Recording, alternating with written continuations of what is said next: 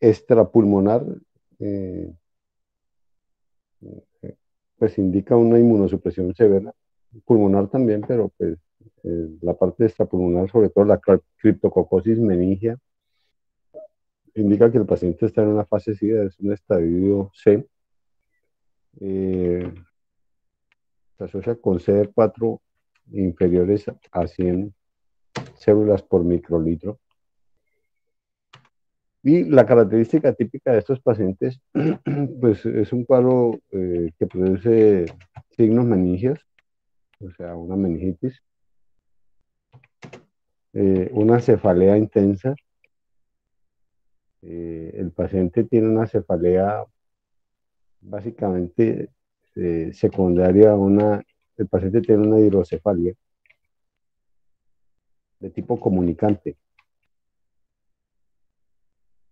¿A qué se refiere cuando hablo de cefalea, hidrocefalia, perdón, comunicante? Obviamente, pues hay una no comunicante. ¿Cuál es la diferencia? ¿A qué se debe eso? ¿De qué, ¿A qué hace referencia eso?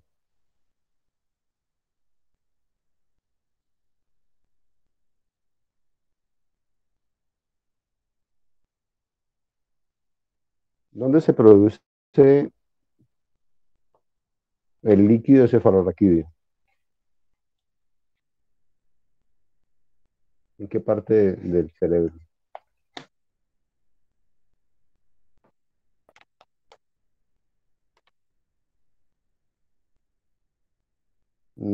Sí, específicamente en las células ependimarias, ¿no? Y se reabsorben en los plejos coroideos. Los plejos coroideos sirven para reabsorber el líquido cefalorraquídeo. Los pacientes con meningitis criptococóxica tienen el inconveniente de que bloquean la reabsorción de líquido cefalorraquídeo y se produce una hidrocefalia que es comunicante, o sea, una hidrocefalia que no tiene ninguna obstrucción a la salida. Acuérdese que los ventrículos drenan por acueductos y por orificios.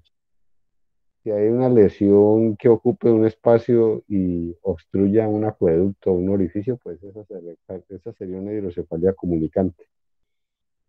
Esta es una hidrocefalia comunicante que no es de carácter obstructivo y el problema es más que todo por la disminución de la reabsorción del líquido cefalorraquídeo a nivel de los plejos coroideos. Entonces, lo típico es esto, los signos meningios, la cefalea intensa, secundaria puede ser una hidrocefalia comunicante. En otras palabras, el paciente tiene una hipertensión endocraniana. Obviamente puede hacer los signos y síntomas de hipertensión endocraniana. O sea, puede llegar a ser eh, el vómito en proyectil, o sea, la cefalea misma. Profe, Y dime, es que yo no sé si solo soy yo, pero no sé si escucho, o sea, lo escucho como lejos. espérate un momentico a ver si acomodo.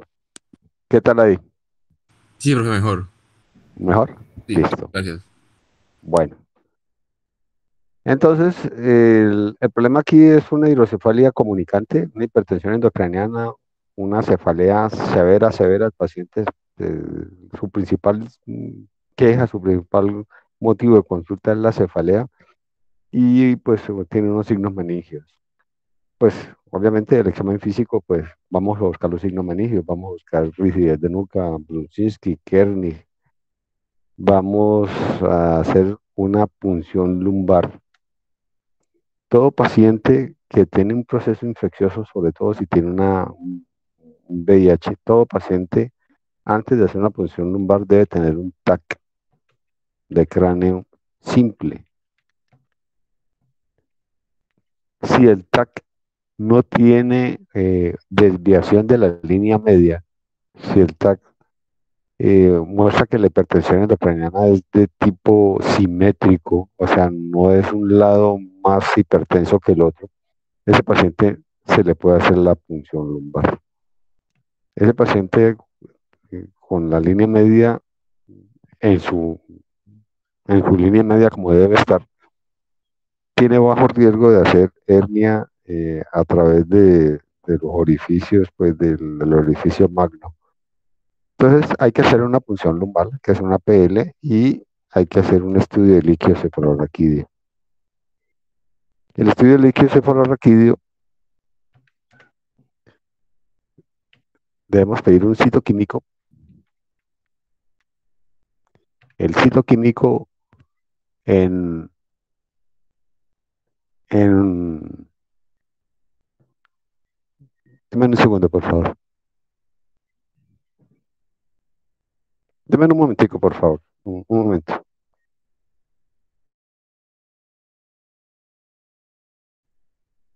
Listo. El citoquímico, lo típico es una pleocitosis. Pleocitosis hace referencia a un aumento en el contenido de leucocitos a expensas de linfocitos. Dame un momentico, por favor. Un momentico.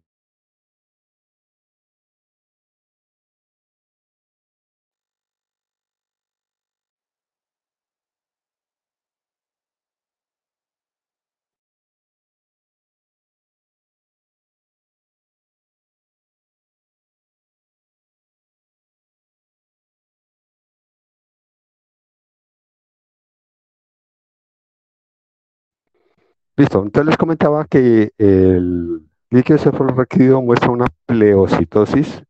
Pleocitosis significa aumento de leucocitos en el líquido cefalorraquídeo y por ser un hongo, la pleocitosis es a expensas de linfocitos. Entonces vamos a encontrar una linfocitorraquia.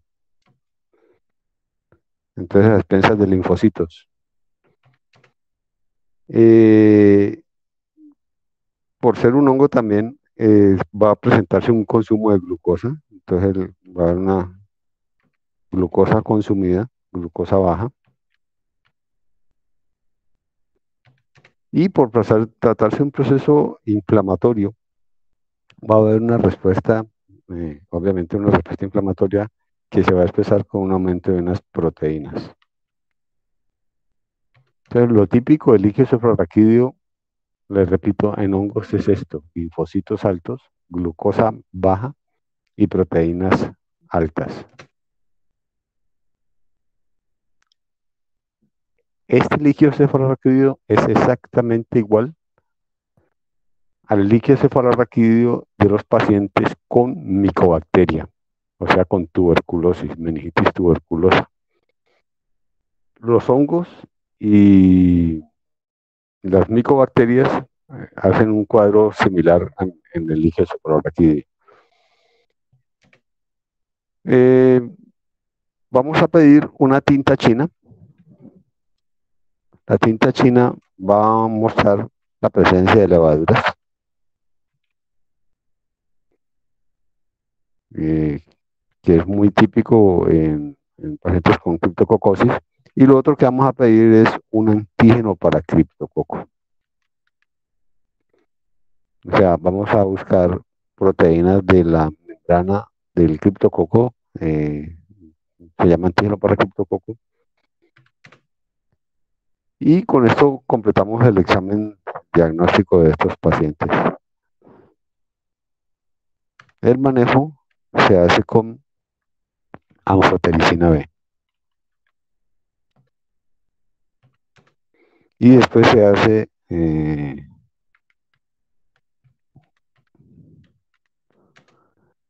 un manejo prolongado con fluconazol.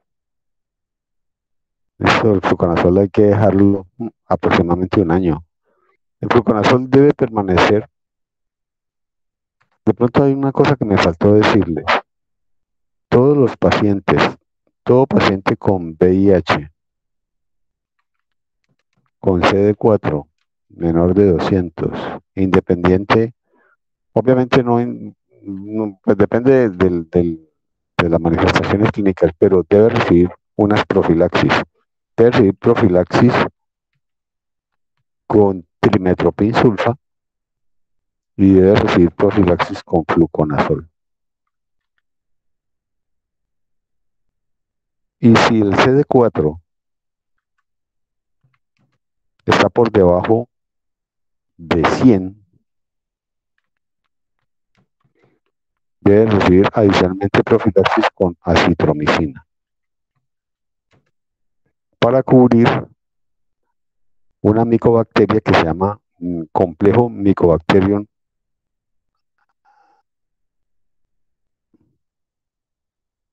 Se llama complejo Mycobacterium avium.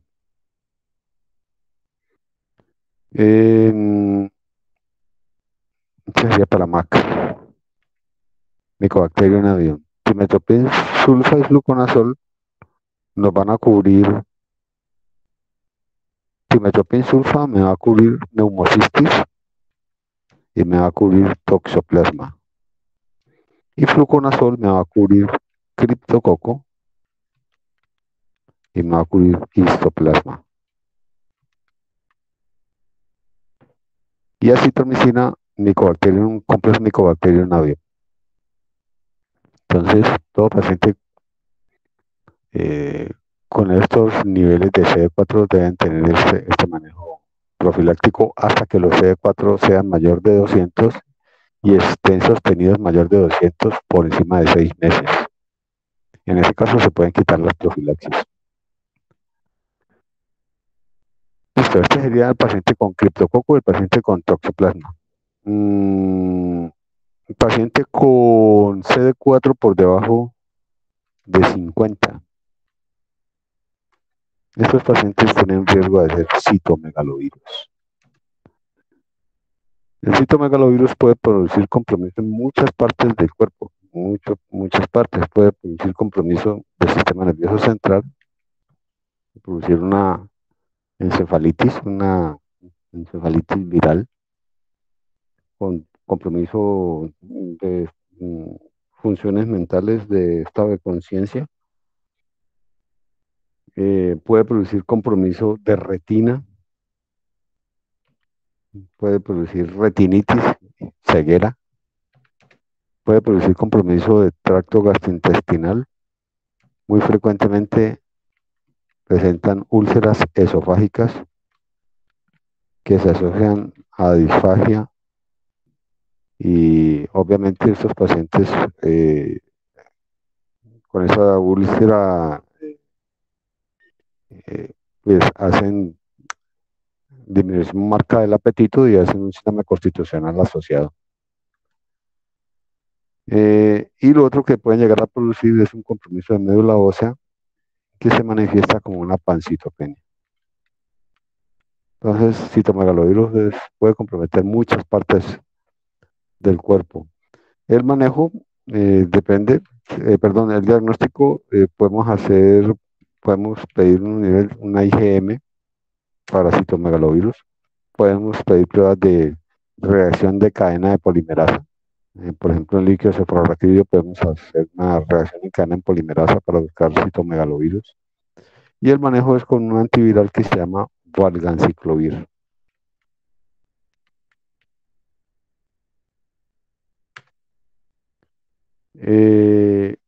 La otra enfermedad que se da por debajo de 50 se llama leucoencefalopatía multifocal, leucoencefalopatía multifocal progresiva. Leucoencefalopatía multifocal progresiva. Esta leucoencefalopatía es producida por un virus que se llama JC. Virus JC. Pues, el nombre lo dice, produce un compromiso de la sustancia blanca del cerebro. Cuando hablen de leuco, se están refiriendo a blanco. Entonces produce un compromiso de la sustancia blanca del cerebro. Es multifocal, o sea, no es en una sola zona, compromete muchas zonas del cerebro y va progresando lentamente, va produciendo un daño cerebral, va produciendo pues compromiso de funciones motoras, funciones de pues, motricidad más que todo, pero también compromete funciones mentales, aunque realmente no está tan afectado la corteza, es más afectación de sustancia blanca. Eh, el diagnóstico se hace con PCR en líquido cefalorraquídeo y no tiene tratamiento. El tratamiento es, el tratamiento es con antirretrovirales, o sea, tratamiento antirretroviral, o sea, mejorar la respuesta inmune para que el paciente pueda eh, crear respuesta y solucionar este tipo de infección. Deme un momentico, por favor.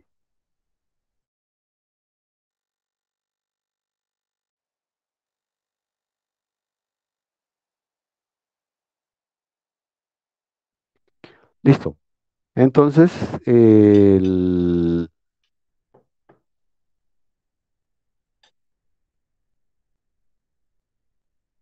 esto no tiene ningún manejo específico, no hay antivirales, no hay ningún manejo pues específico contra el virus del JC.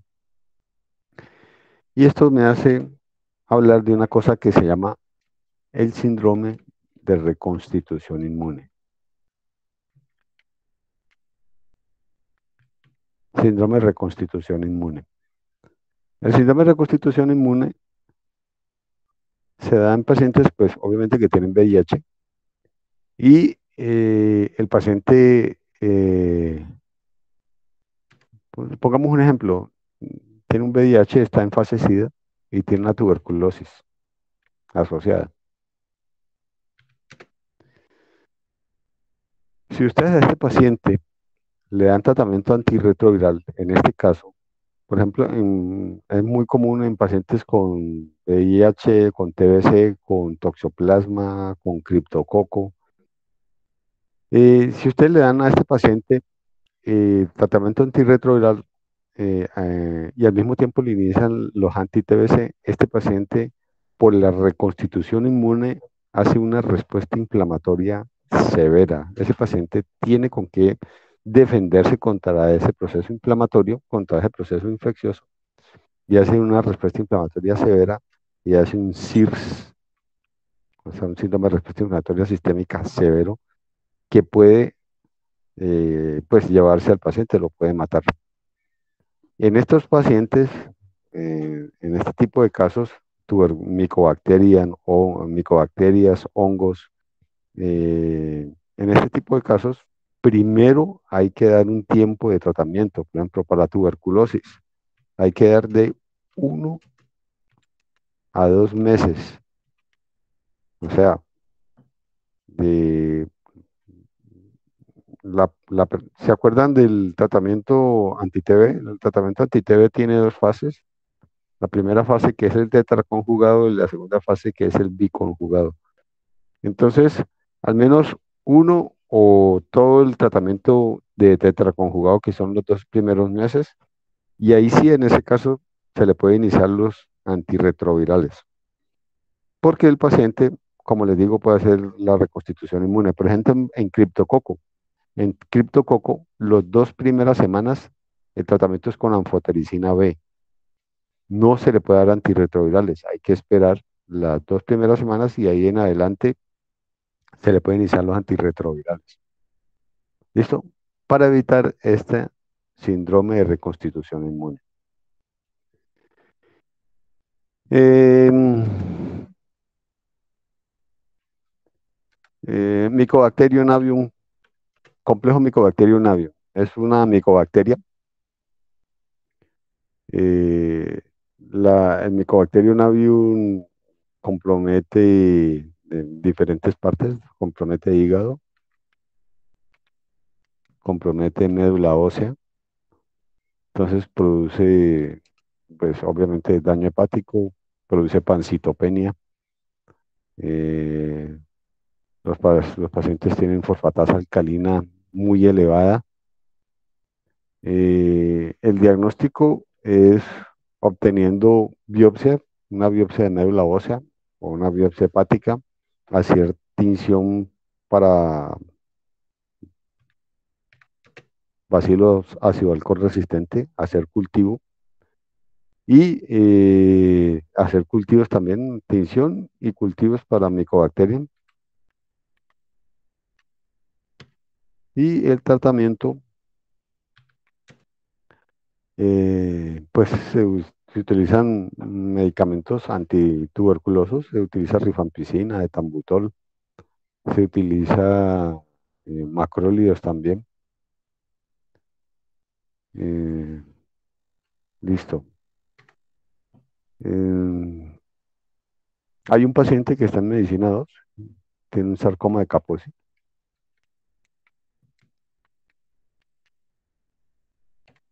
El sarcoma de Kaposi es un tumor de células de vasos sanguíneos. Eso es lo que le da el color violáceo que tienen estos pacientes. Son unas lesiones violáceas levantadas. El sarcoma de Kaposi puede dar en personas inmunocompetentes mayores de 60 años, pero lo típico de estas personas es que solamente da en los miembros inferiores, solamente los miembros inferiores, no más. Los pacientes con VIH dan en cualquier parte, dan en tronco, dan en mucosas, dan en cualquier parte del cuerpo. Y es provocado por un virus de herpes tipo 8. El manejo de estos pacientes es con quimioterapia.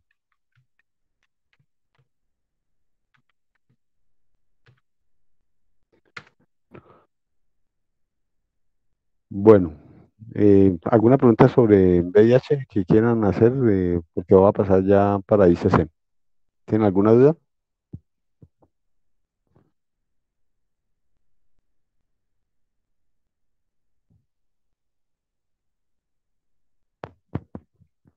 ¿Listo? ¿Listo? Bueno, entonces sigo, vamos a seguir con ICC. Mm,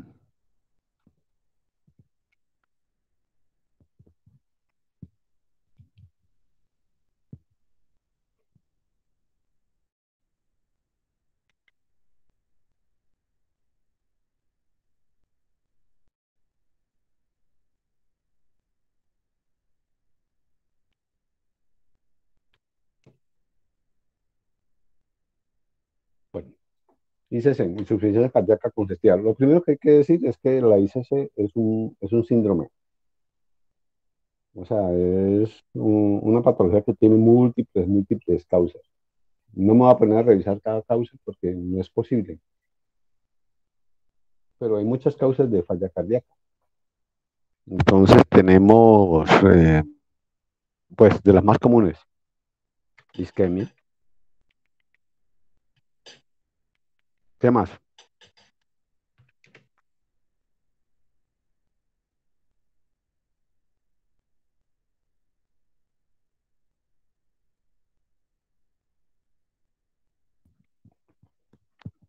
Aparte de isquemia, ¿qué otras causas de insuficiencia cardíaca conocen?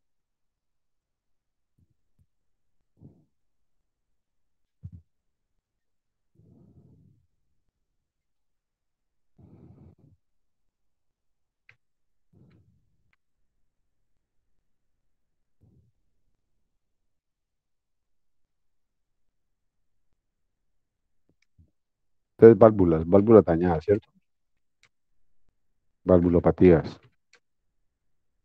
miocardiopatías. Hay miocardiopatías, por ejemplo, miocardiopatías dilatadas.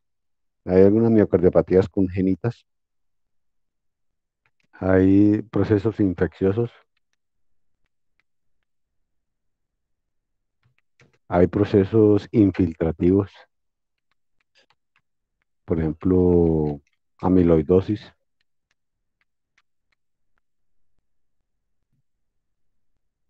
Hay valvulopatía, hay daños por depósito, por ejemplo, hemocromatosis.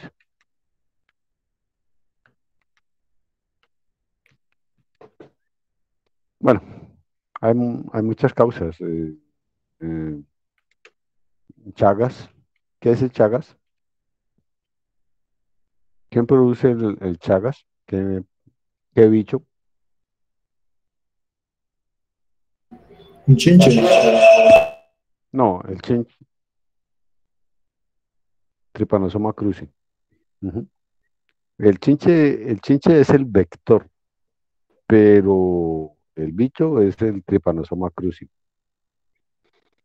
Listo, entonces hay bastantes causas de cardiopatía y de insuficiencia. De las más comunes son, aquí sería la isquemia y la hipertensión arterial. Hay factores de riesgo como la diabetes, dislipidemia, el tabaquismo. Listo, entonces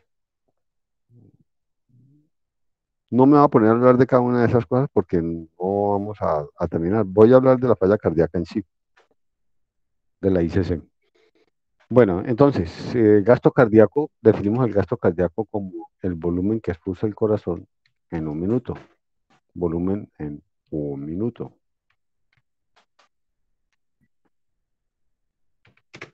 Aproximadamente en un minuto pasa toda la volemia por el corazón y es expulsada. ¿Cuánto es el cálculo de volemia para una persona? ¿Cuánto más o menos tiene una persona de volumen?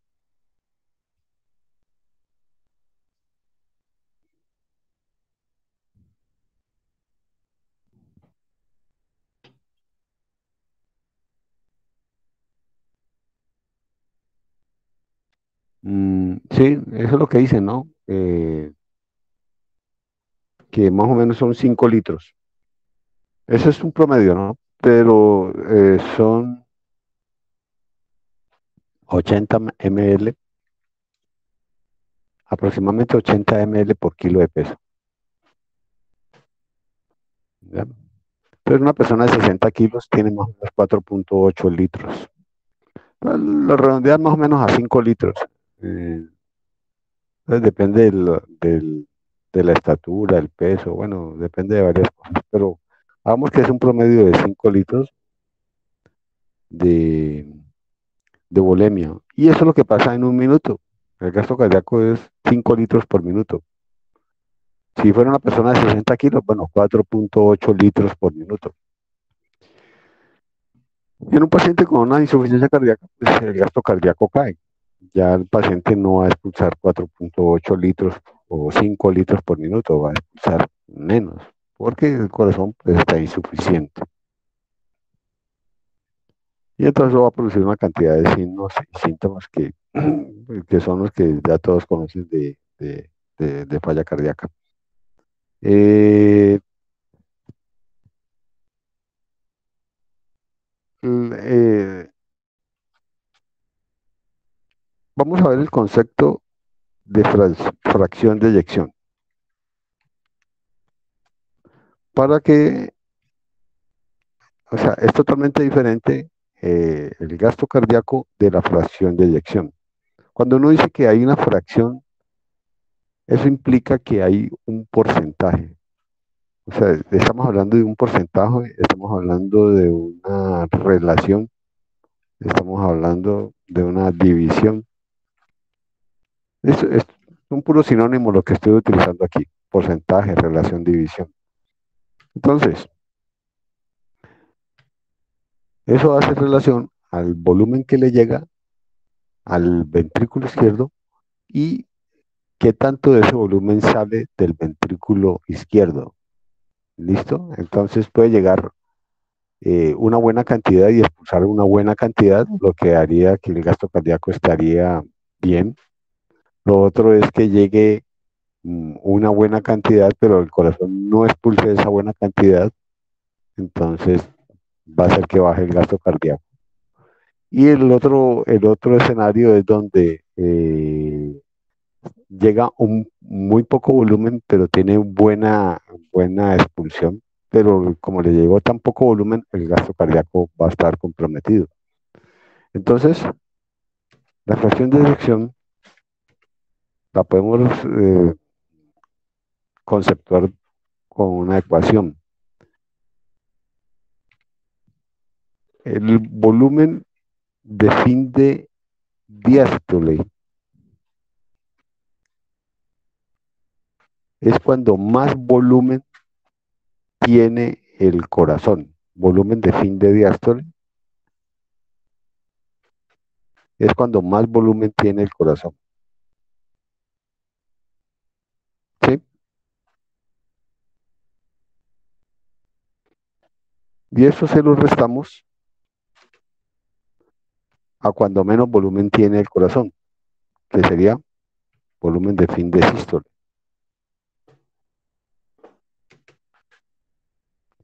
Y eso lo vamos a dividir entre el volumen de fin de diástole.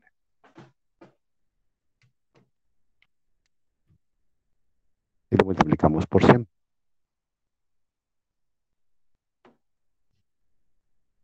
Entonces, aquí es cuando más volumen tiene el corazón, en esta parte de aquí. Aquí es cuando menos volumen tiene el corazón. Sacamos esta resta y lo dividimos sobre el volumen de fin de diástole. Lo multiplicamos por 100 y así obtenemos la fracción de eyección. Entonces miren que es totalmente diferente al gasto cardíaco. El gasto cardíaco es todo lo que expulsa el corazón en un minuto. Aquí está haciendo referencia a la relación que hay entre lo que le llega de volumen y lo que expulsa de volumen. ¿Listo? ¿La ecuación les queda clara o tienen algún inconveniente? ¿Entienden el porqué de lo que estoy diciendo?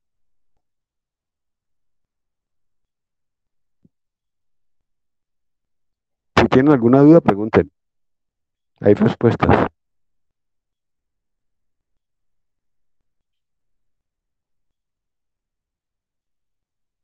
Listo, no tienen dudas, por lo que veo. Entonces, es totalmente diferente lo uno con lo otro. Entonces,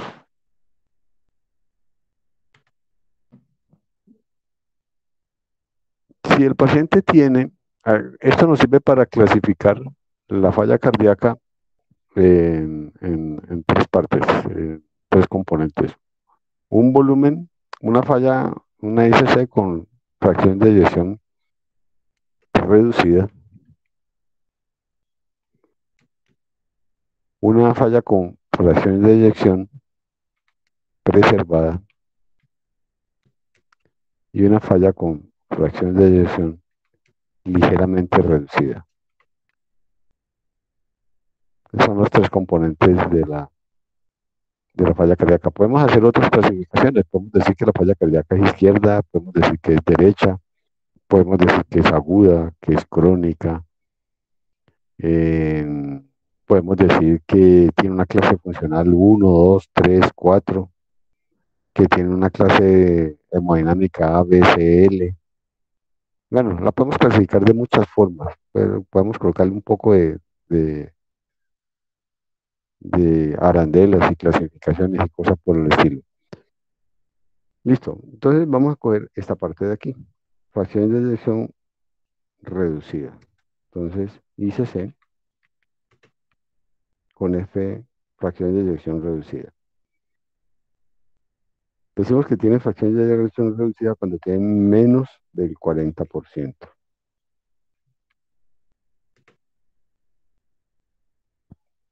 Menos del 40%.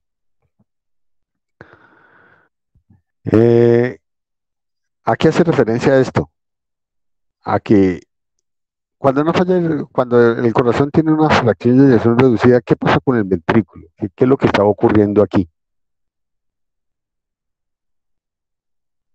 ¿Cuál es el problema de base de ese paciente?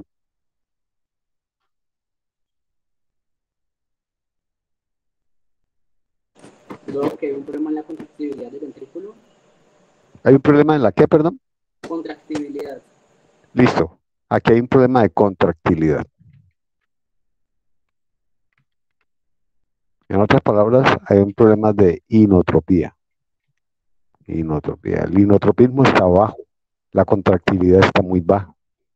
Entonces, el corazón se llena de sangre, pero tiene un corazón que muy muy frecuentemente está dilatado, tiene un componente que se llama remodelación cardíaca importante, donde la capacidad contráctil del miocardio se ha perdido. Mm, ah, creo que hay que hablar primero. Bueno, no, hablemos de esto y ahorita hablamos de las otras partes, algo más de fisiopatología. Entonces, aquí hay un problema de contractilidad. El paciente tiene una remodelación cardíaca y esa remodelación cardíaca ha hecho que eh, eh, una cosa que llaman la ley de Frank-Starling, que indica, la ley de Frank-Starling dice que a mayor distensibilidad de la fibra miocárdica, mayor es la fuerza de contracción. O sea, entre más se distienda la fibra, la contractilidad es más fuerte. Pero se va perdiendo esto, se va perdiendo por un mecanismo cardíaco de daño permanente que se llama remodelación cardíaca. Esa remodelación hace que esa elasticidad de esa fibra miocárdica se vaya perdiendo. Esas fibras se van reemplazando por fibras de colágeno, y el ventrículo se va dilatando. Y entonces la inotropía va disminuyendo y el paciente comienza a hacer una fracción de eyección reducida. ¿Cómo va a estar el volumen de fin de sístole de este paciente? ¿Cómo estará? Según lo que les acabo de decir.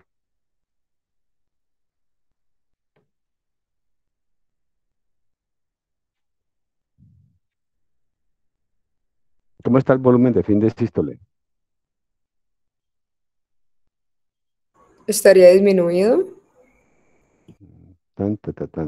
No me han entendido el concepto.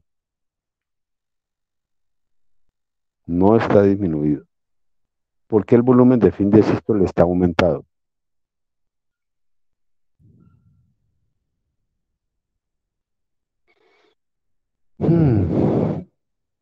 De pronto porque el corazón tiene que hacer más fuerza para compensar. No me han entendido. ¿Por qué no levantan la mano? ¿Por qué no dicen yo no entendí? Doc, pero No. no es porque, o sea, el problema no es porque no llegue la sangre, sino que el problema es como de la contractilidad, ¿no? Entonces, por eso es que está pues aumentado. Si el corazón tiene un problema de contractilidad, el residuo que va a quedar cuando ocurra la sístole va a ser más alto. O sea, la sístole es la contractilidad, la diástole es la relajación. Si el paciente no tiene buena fuerza de contracción, no tiene buena inotropía, el residuo que va a quedar va a ser elevado. A ver, supongamos que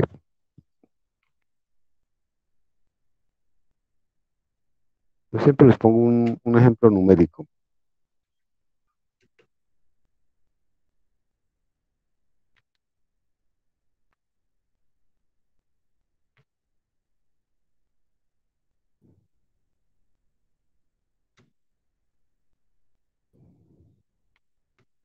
¿Cuánto da esto?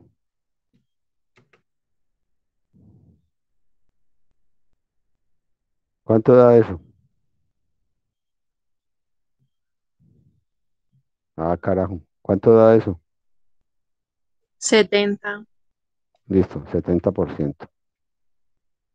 Supongamos que, oye, ¿qué me pasó aquí? 70%. El paciente tiene un problema de contractilidad. El paciente le sigue llegando a lo mismo 100 cc, pero no se contrae bien. Y el residuo ya no va a ser 30, él ya hace la contracción sistólica y ya no va a ser 30. Entonces supongamos que va a ser, va a dejar, pongámoslo bien complicado, va a dejar 70 mililitros, porque la contractilidad no es buena, porque tiene problemas de inotropía. porque tiene problemas de remodelación. Entonces no tiene buena contractilidad. Entonces no se contrae bien y no expulsa buena cantidad de sangre. Y entonces el residuo va a ser más alto. Ya no va a tener 30, va a tener 70. Lo multiplicamos por 100 y eso me va a dar, perdón, lo dividimos por 100 y lo multiplicamos por 100 y eso me va a dar ¿cuánto?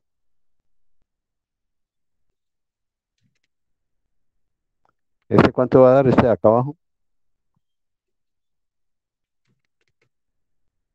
30%.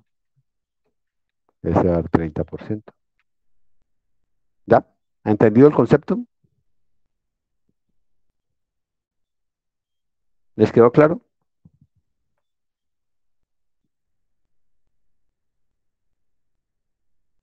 Listo, aquí hay un problema de contractilidad. Este es el volumen de fin de diástole, que es cuando más sangre tiene el corazón. Este es el volumen de fin de sístole, cuando menos sangre tiene el corazón. Entonces aquí les puse un ejemplo de una persona que está bien. Está bien.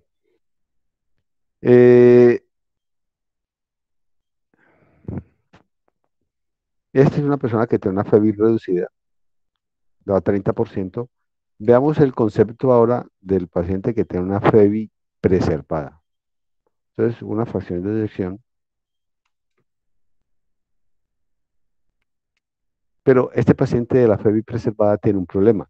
Este paciente de la FEBI preservada tiene el problema del llenado ventricular. Este paciente no va a ser tanto la dilatación y trastorno de contractilidad, sino que por el contrario va a ser una hipertrofia concéntrica. Este de acá hace una hipertrofia excéntrica. Excéntrica.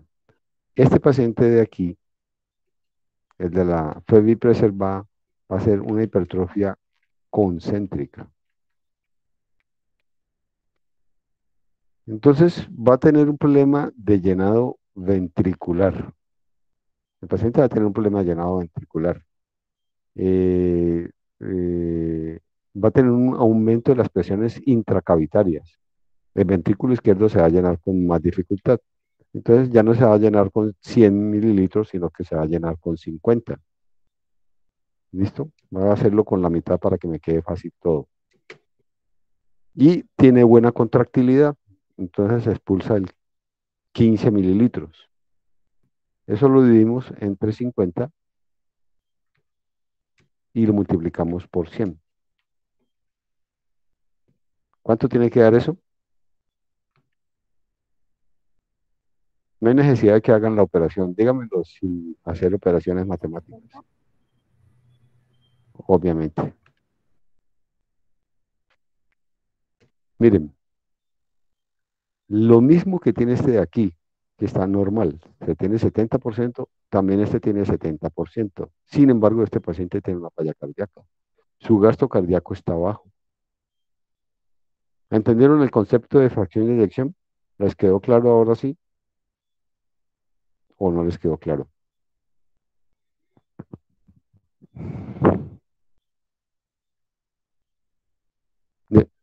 ¿Seguro? ¿Seguro? Bueno. El paciente aquí tiene lo que les acabo de decir, una remodelación con hipertrofia excéntrica y esta es una remodelación con hipertrofia concéntrica. Esto es mucho más frecuente en pacientes con hipertensión arterial y este es mucho más frecuente en pacientes con isquemia miocárdica. Entonces, ese de acá, isquemia, este más hipertensión arterial. Entre los dos, para hablar de fracción de eyección reducida, decimos que el paciente tiene una FEBI menor del 40%. Y una FEBI preservada, decimos que el paciente tiene una mayor del 50%. La ligeramente reducida lo colocamos en un intermedio entre 40 y 50.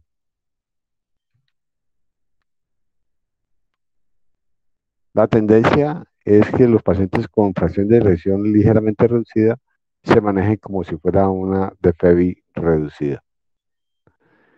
Listo. El gasto cardíaco disminuido, en la falla cardíaca desencadena unas respuestas fisiológicas compensatorias. ¿Cuáles son? ¿Qué hace el organismo para defenderse?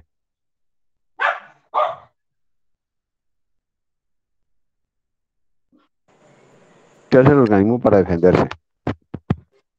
Pues yo creo que aumentan las catecolaminas por la respuesta. ¿Cómo va? Aumentan las catecolaminas. Espérate un momentico.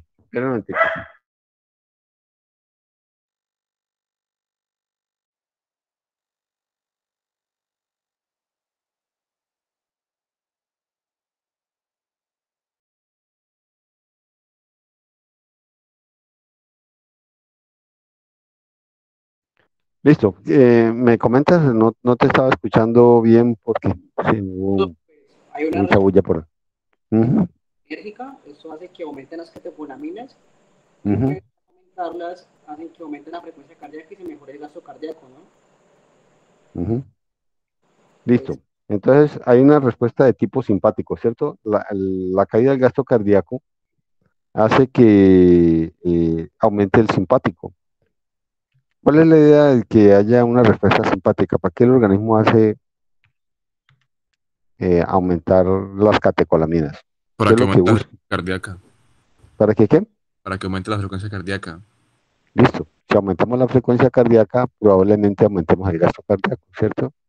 El gasto cardíaco también podemos decir que es la frecuencia cardíaca por el volumen latido.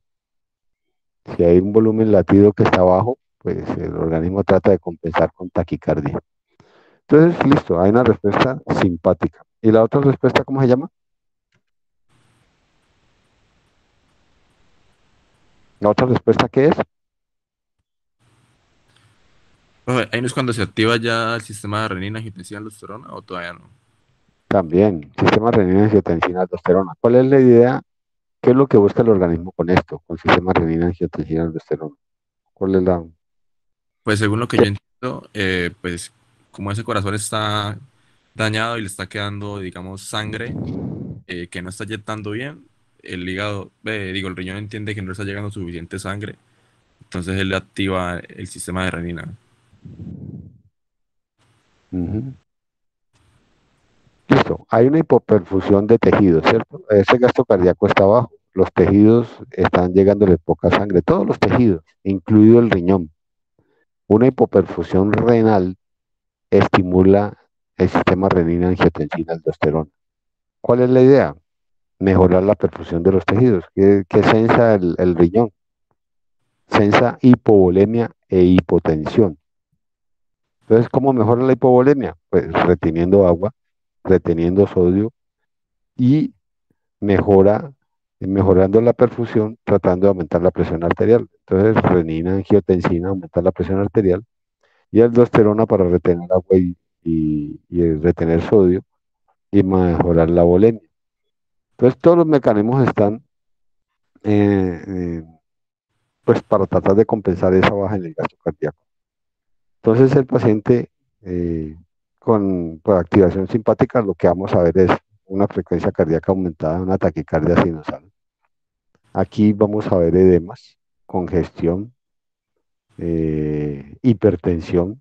La combinación de este simpático catecolaminas con angiotensina van a aumentar la presión arterial. Pero la presión arterial también va directamente proporcional al gasto cardíaco. Si el gasto cardíaco ya se llega a comprometer bastante, pues la presión arterial también va a caer. Entonces los mecanismos compensatorios pues funcionan durante un tiempo, pero ya después pues no van a alcanzar a soportar todo. Y además esos mecanismos compensatorios dañan el corazón. Por ejemplo, el simpático, la taquicardia sostenida daña el corazón, produce taquicardiomopatía.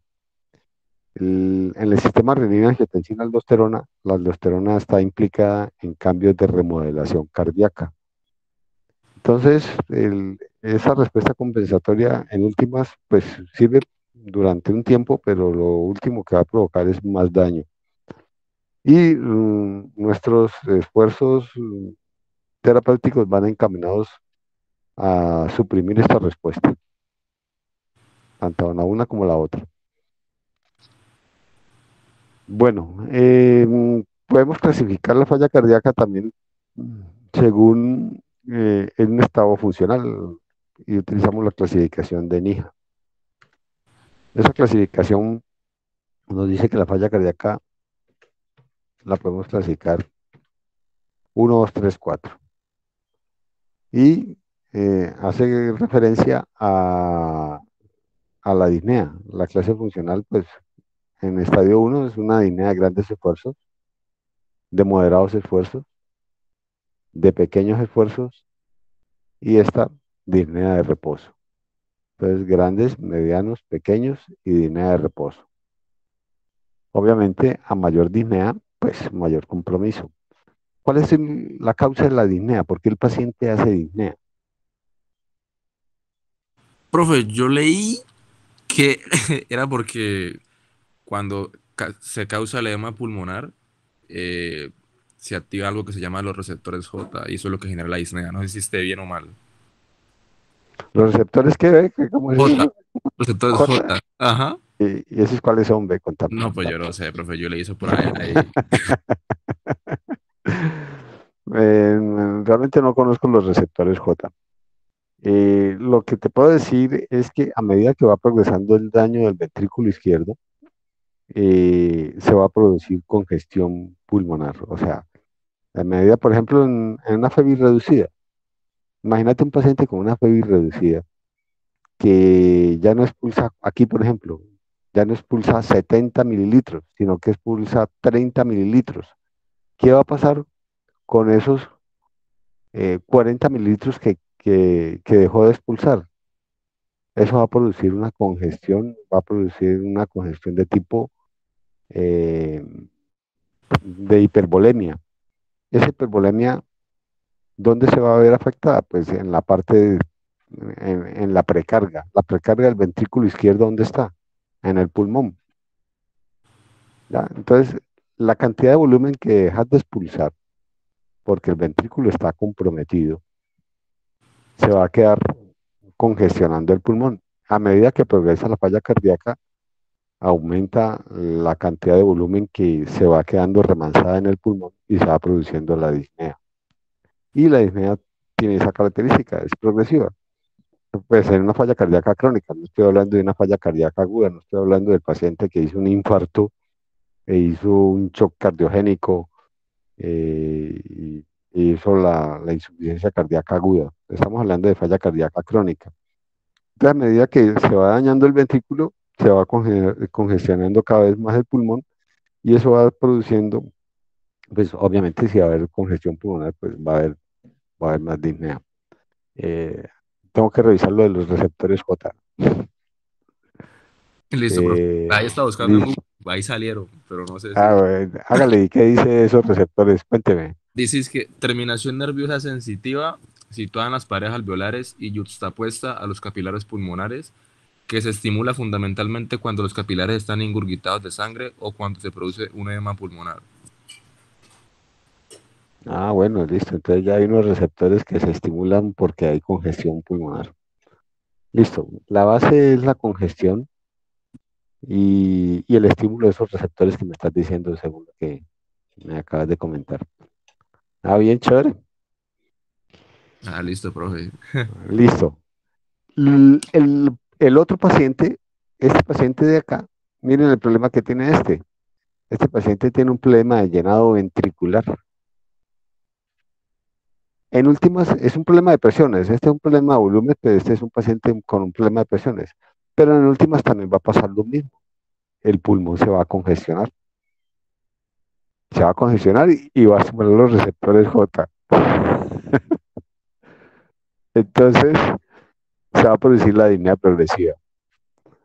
Eh, Esa sería NIHA. La otra es clasificarlo si es izquierda o si el paciente tiene una falla cardíaca derecha. Pues habitualmente en lo que nosotros hablamos casi siempre nos referimos a la falla cardíaca izquierda, ¿cierto? Y la principal causa de falla cardíaca derecha es que primero tenga una falla cardíaca izquierda, ¿ya? Entonces, generalmente el paciente hace una congestión, ya sea por volumen o por presión retrógrada, que va a aumentar la congestión pulmonar y eso va a aumentar las presiones en el pulmón y va a aumentar las presiones en el ventrículo derecho. ¿Listo? Pero se puede presentar una cosa que se llama cor pulmonar. El cor pulmonar implica una falla cardíaca derecha que no tiene compromiso de ventrículo izquierdo. El problema no empezó en el ventrículo izquierdo. El problema comenzó en el pulmón. ¿Listo? Entonces hay una hipertensión pulmonar. ¿Ya?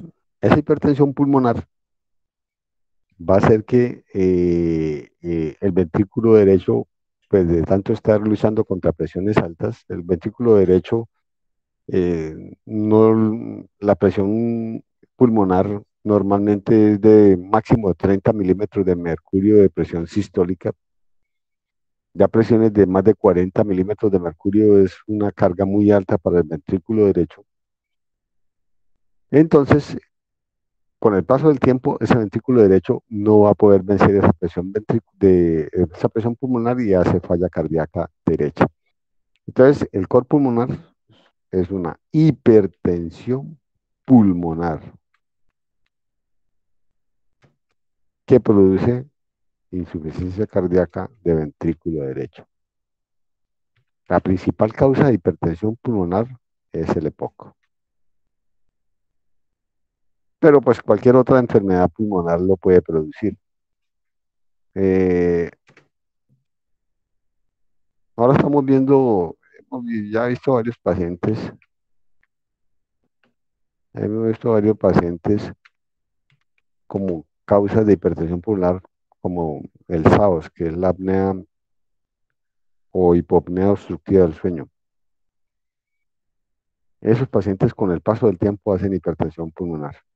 Bueno, fibrosis pulmonar, secuelas fibróticas de TB, además, muchas causas de enfermedad pulmonar crónica pueden producir hipertensión pulmonar y falla del ventrículo derecho.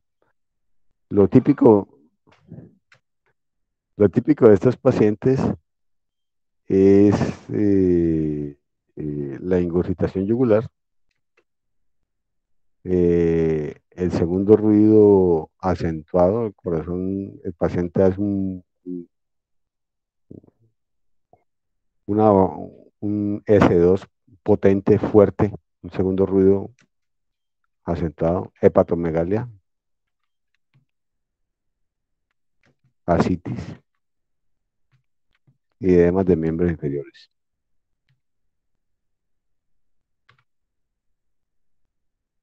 Listo.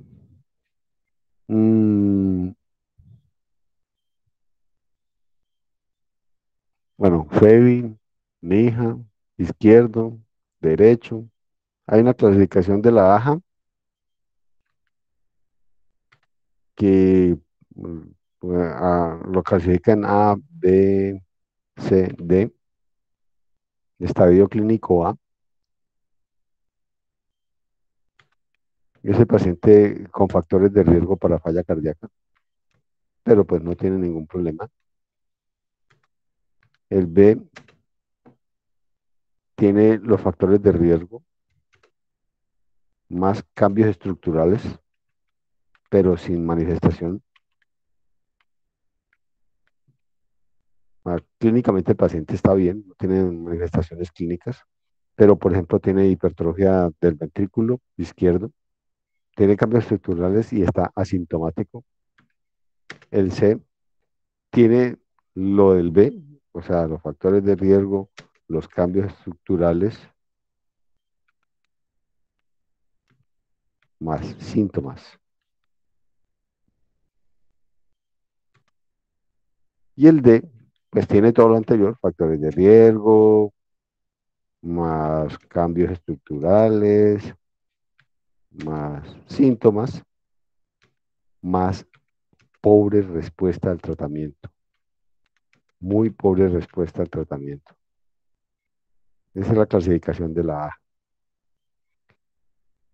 Y hay una clasificación hemodinámica que pues, a mí me gusta, no parece, parece que la han tratado de sacar, pero pues a mí me gusta y yo se la voy a enseñar, que es la clasificación de Stevenson. A mí me parece práctica, que clasifica la falla cardíaca en A, B, C y L.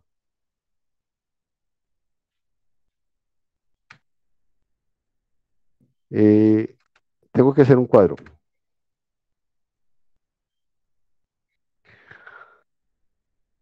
A ver, ¿cómo es la cosa? Ah, no, es acá abajo. Sí, aquí. Bueno.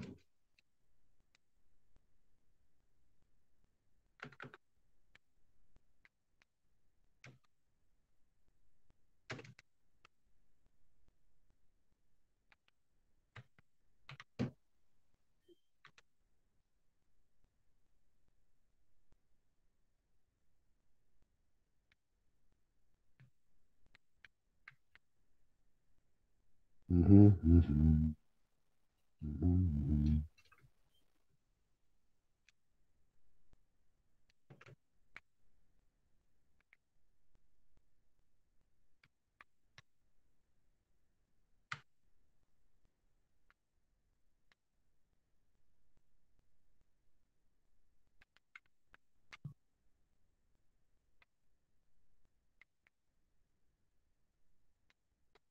Listo.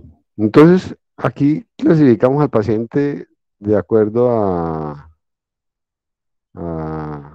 a cómo esté, si está eh, sin congestión o con congestión. Este paciente está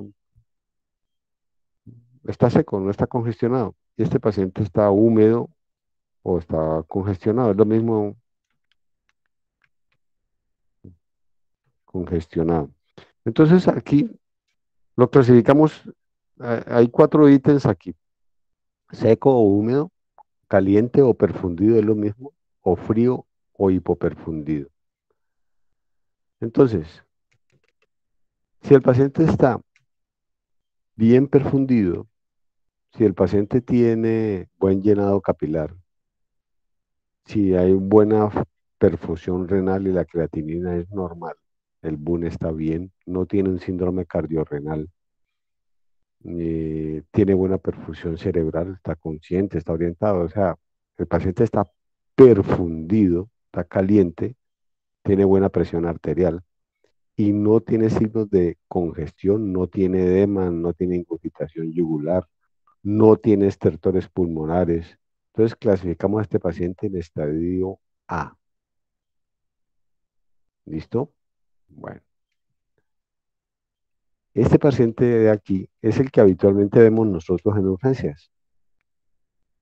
Este paciente es el paciente también, lo que les acabo de decir ahorita, perfundido, buen llenado capilar, función renal adecuada, todo está bien, pero tiene el pequeño problema de que está hinchado. Este paciente tiene estertores, tiene algo de disnea, puede tener edemas. ¿Listo? Entonces está perfundido, está caliente, pero está congestionado. Ese que está aquí, lo dejamos de último.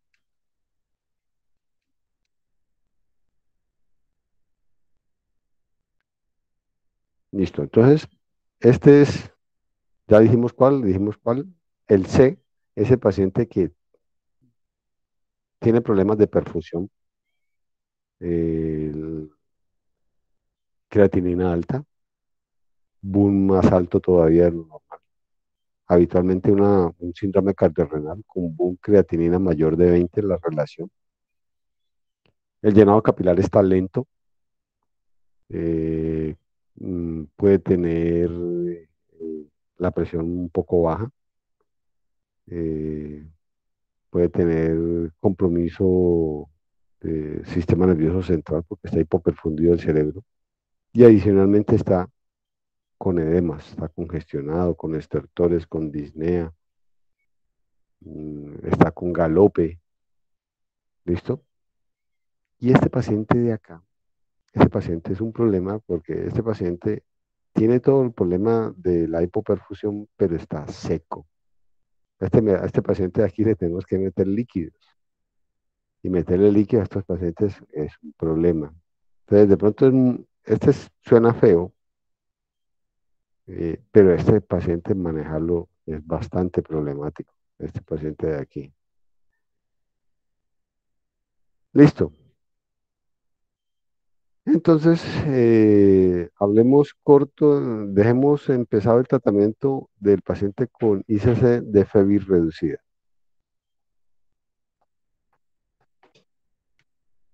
ICC de FEBIR reducida. Entonces dijimos que este paciente tiene un problema de inotropía. Tenemos un problema que el paciente tiene un exceso de catecolaminas, tiene un exceso del sistema renina-angiotensina-aldosterona, o sea, mucha angiotensina, aldosterona circulante. Entonces debemos colocar medicamentos que bloqueen esta respuesta. Entonces vamos a bloquear simpático. Utilizamos beta bloqueadores.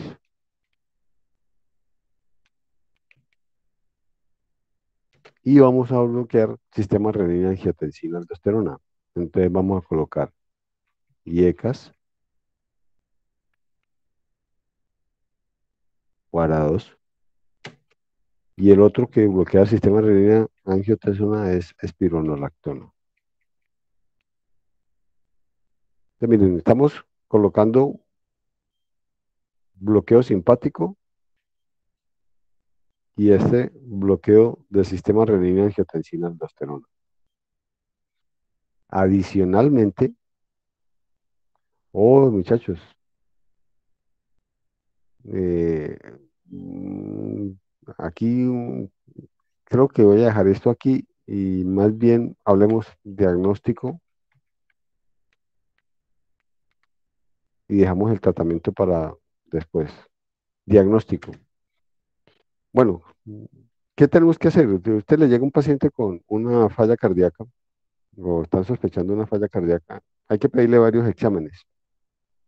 Hay que pedirle, mm, no saben directamente de corazón, pero tenemos que tomar varios exámenes para ver eh, compromiso propiamente del corazón, pero también compromiso asociados a la falla cardíaca. Entonces, tenemos que pedir varias cosas. Entonces, debemos pedir al menos un cuadro hemático, una creatinina, boom, electrolitos. Debemos pedir un perfil lipídico,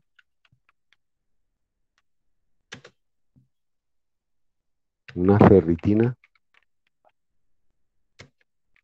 una saturación de transferrina.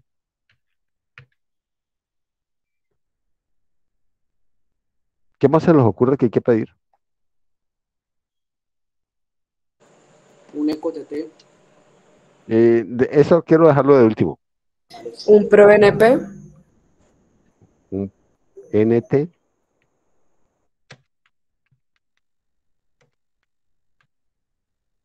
la fracción del BNP, que es la fracción NT pro BNP.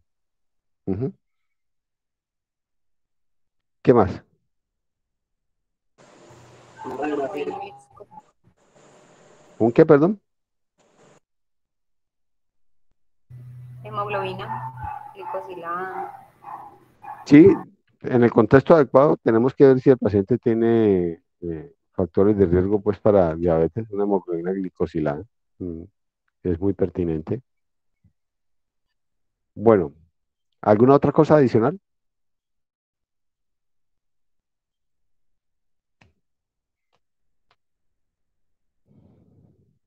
Bueno, hay que pedir un EKG, hay que pedir un eco.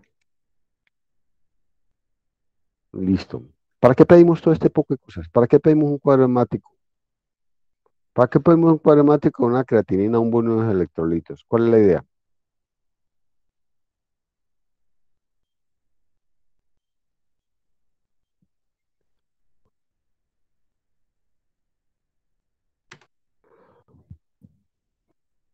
Cuadro hemático, creatinina, bono y electrolitos. Por De pronto el cuadro hemático para ver si hay una infección de pronto por el tripanoso. No mm, sé. no, no. Para ¿Para descartar qué? anemia. Eso, anemia, para descartar anemia. Por Bueno, anémico. vamos a buscar una anemia, ¿cierto? Bueno, vamos a buscar una anemia.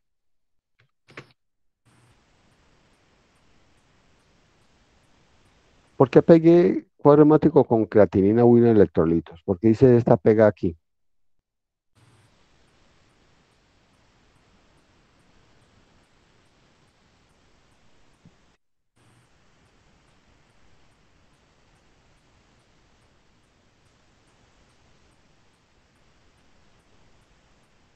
Todo esto me sirve para función renal. Creatinina, bono y electrolitos. Una alteración de cualquiera de estos, la creatinina, el bono, el potasio alto, una anemia de volúmenes normales. Le hace pensar a uno en una falla renal crónica. ¿Listo? Entonces puede ser o algo agudo. Hay una cosa que se llama síndrome cardiorrenal, que son 5 tipos, que va desde el compromiso renal agudo hasta el compromiso renal crónico. Entonces siempre tenemos que tener, pues, unas pruebas de función renal, incluido el cuadro hemático como prueba de función renal. ¿Por qué perfil lipídico?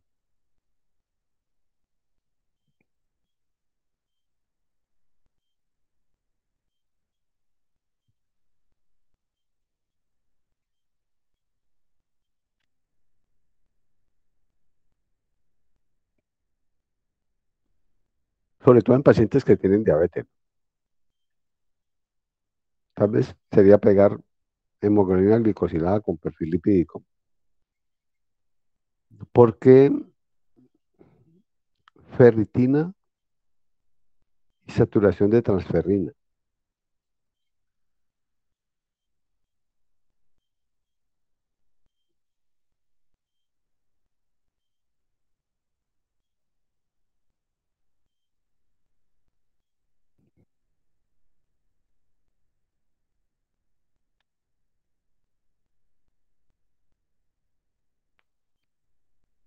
Porque se asocian con, eh, mm, no se asocian con mortalidad, pero sí se asocian con eh, calidad de vida.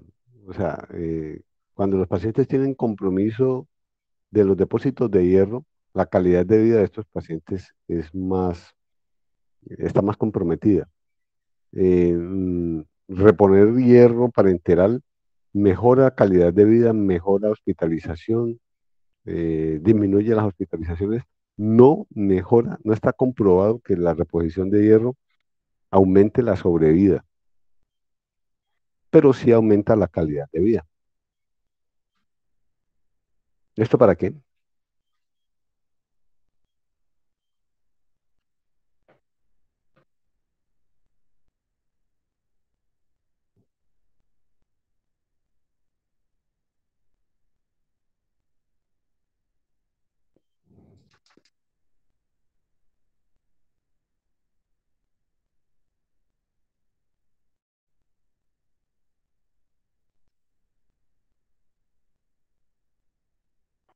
Cuando aumenta, o sea, exactamente, cuando hay una congestión, cuando aumenta el volumen de auricular, las paredes de la aurícula se distienden y eso hace que se estimule la liberación de péptido natriurético. Eso es un mecanismo compensatorio que es benéfico. Ese mecanismo, el péptido natriurético, el nombre lo dice, tiene un efecto natriurético o sea, hace que se elimine sodio por orina, por derecho hace que se elimine agua. Ese es otro de los mecanismos que de pronto me faltó comentar. Mm, y también tiene un efecto antirremodelador cardíaco. Mm, entonces, es beneficioso tener el péptido natriurético. Tanto así que utilizamos un medicamento que se llama sacubitril. Después hablamos de esto cuando hablemos de tratamiento. Utilizamos sacubitril para mantener, para bloquear la degradación del péptido natriurético. El sacubitril bloquea una enzima que se llama neprilicina, que al bloquear esa enzima, pues permite que la vida media del péptido natriurético aumente y tenga más efectos benéficos. Pero pues ahorita no vamos a hablar de tratamiento. Bueno, hemoglobina glicosilada, ya dijimos que siempre hay que buscar comorbilidades. Y la diabetes es una de las muy frecuentemente asociadas. EKG, pues se cae de su peso. Nosotros necesitamos verificar cómo está la frecuencia cardíaca, cómo está el ritmo, cuál es la arritmia más común en ICC.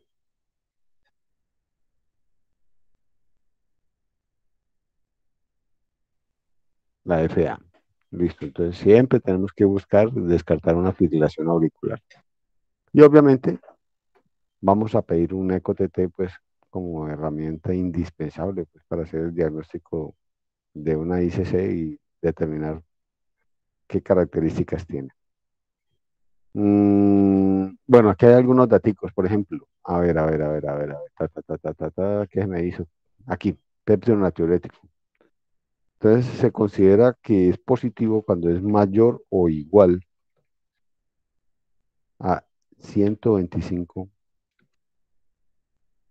picogramos por mililitro. Mayor o igual a 125 picogramos por mililitro. Entonces, altamente sospechoso de ICC cuando tenemos estos valores. También se puede medir el péptido natriurético directamente, el BNP. También la misma cosa, mayor o igual. Este sí ya es un poco más bajo, 35 picogramos por mililitro. Este es un igual.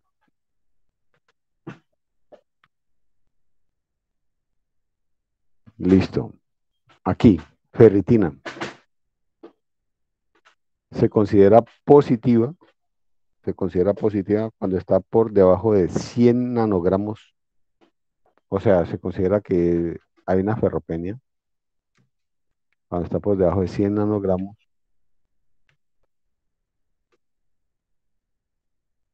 por mililitro.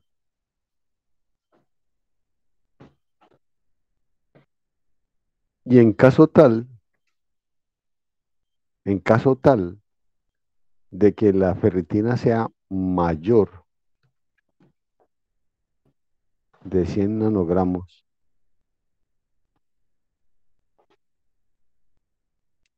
por mililitro, debemos verificar si la saturación de transferrina es menor de 20%, ese paciente tiene una ferropenia.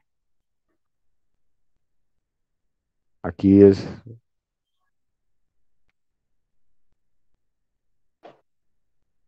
listo. Entonces, ferritina menor de 100 nanogramos por mililitro, hay ferropenia. Si llega a ser normal, mayor de 100, verificamos entonces la saturación de transferrina. Si es menor de 20, hay ferropenia. Listo. En el EKG, ¿qué vamos a buscar en el electrocardiograma?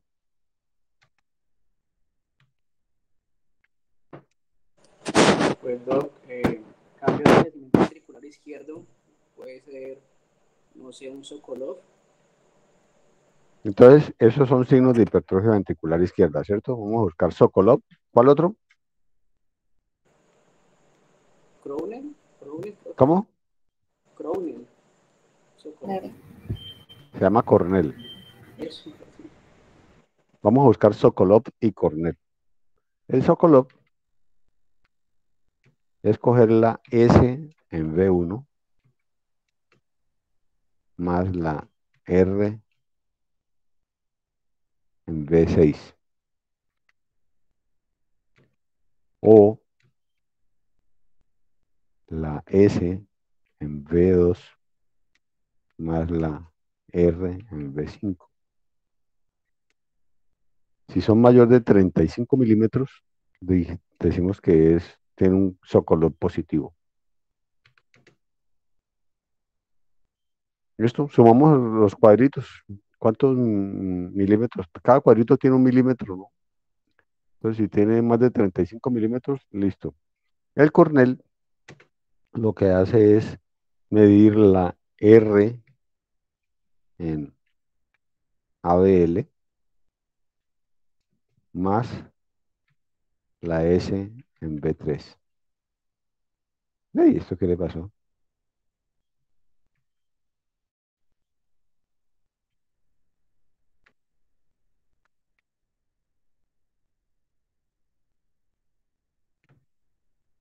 Listo.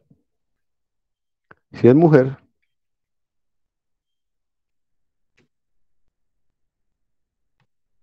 si es mayor de 20 milímetros, o si es hombre, si es mayor de 28 milímetros,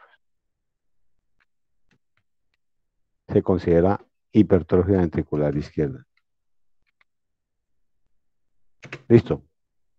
Entonces, Sokolov, mayor de 35, Cornell, mayor de 20 en mujer, mayor de 28 en hombre, hipertrofia ventricular izquierda. Lo otro que vamos a ver en el EKG es el ritmo, ya les dije. Si tiene ritmo sinusal, si tiene ritmo de FA. Lo otro que vamos a buscar son los signos de isquemia. ¿Qué le hace sospechar a uno isquemia?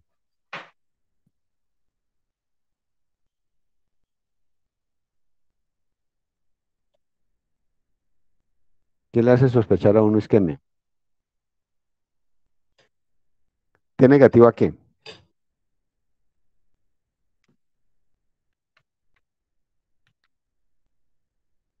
Simétrica. Hay unas T negativas que cuando la primera parte de la T va descendiendo, lo hace en forma lenta. Y cuando va ascendiendo, lo hace en forma rápida. O sea, viene la onda T y cae despacio y sube rápido. O sea, lo hace con mayor, ¿cómo se puede hacer? Está como más acostada la línea que desciende, mientras que la otra está más empinada, más parada. Esas son ondas T asimétricas. Las ondas T de isquemia generalmente son simétricas, son la misma velocidad con que bajan, es casi la misma velocidad con que suben. No sé si me entienden el concepto.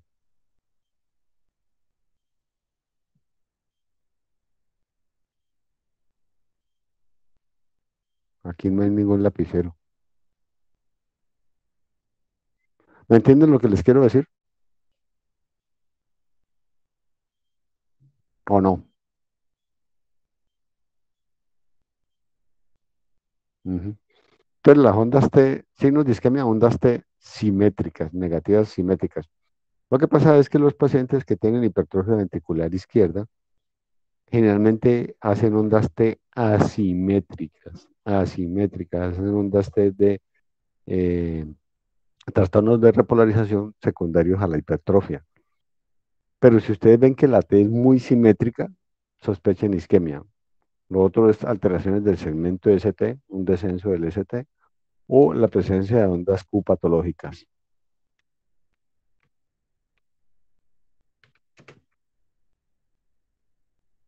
Hay que ver si el paciente tiene signos de bloqueo completo de rama izquierda, porque eso es muy importante en los pacientes que tienen bloqueo de rama izquierda y FEBI menor del 35%, que lo vamos a ver cuando veamos el tratamiento. Y lo otro que vamos a buscar es signos de bloqueo completo de rama derecha. Y creo que dejamos hasta allí, muchachos. La próxima hablamos del EcoTT y hacemos tratamiento. ¿Listo? ¿Alguna pregunta hasta aquí?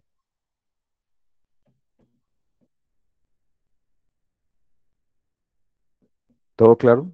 ¿Ninguna pregunta? No, profe. Bueno, listo, muchachos. Entonces espero que hayan aprendido. Listo.